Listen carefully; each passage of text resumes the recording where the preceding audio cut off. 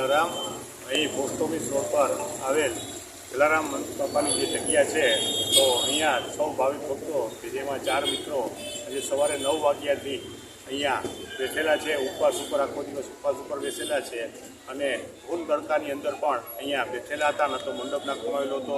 તો તમામ લોકોની ખાલી એવી લાગણી અને માગણી છે કે અહીંયા નાનું તો એવું નાનું જલારામ બાપાનું મંદિર બની જાય અને તમામ ભાવિક ભક્તો અહીંયા દર્શન કરવા આવી શકે એવી સૌ જલારામ ભક્તો અને રઘુવંશીઓની લાગણી અને માગણી છે.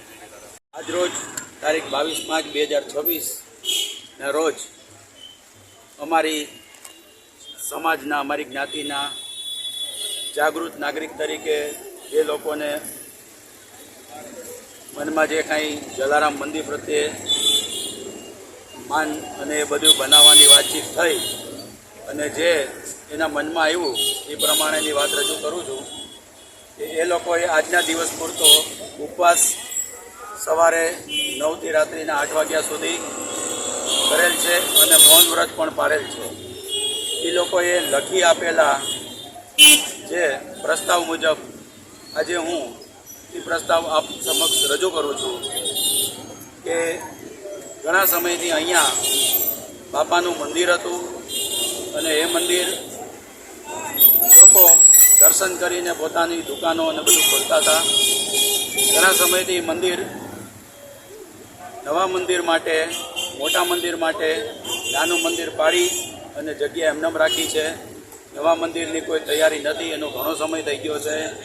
તો આ લોકોની લાગણી એવી છે કે વહેલી તકે બાપા પાછા નવા મંદિરમાં પધારે અને બધાને એવી જ રીતે આશીર્વાદ વરસાવતા રહે. અને જો આ લોકોએ માગણી એવી કરી છે કે મોટા મંદિરનું, મોટા બજેટવાળા મંદિરનું જો આપણી પાસે બજેટ ન હોય તો એ મંદિરનું ટ્રસ્ટ જો લેખિતમાં આપણને કહે તો અમે લોકો ફાળો ઉઘરાવી અને યથાશક્તિ બાપાનું નાનું એવું મંદિર બનાવી અને એ જગ્યાની પવિત્રતા જળવાઈ રહે અને લોકો દર્શન કરતા થાય. જે લોકો ઘણા સમયથી દર્શન કરતા બંધ થઈ ગયા છે, મંદિર બંધ થઈ ગયું છે, ત્યારથી ઘણા લોકોને એવું કહેવું છે કે બાપાનો આશીર્વાદ અમારા ઉપરથી નીકળી ગયો એવું લાગે છે.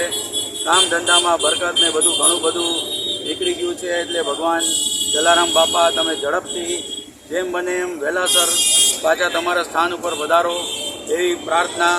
જય જલારામ.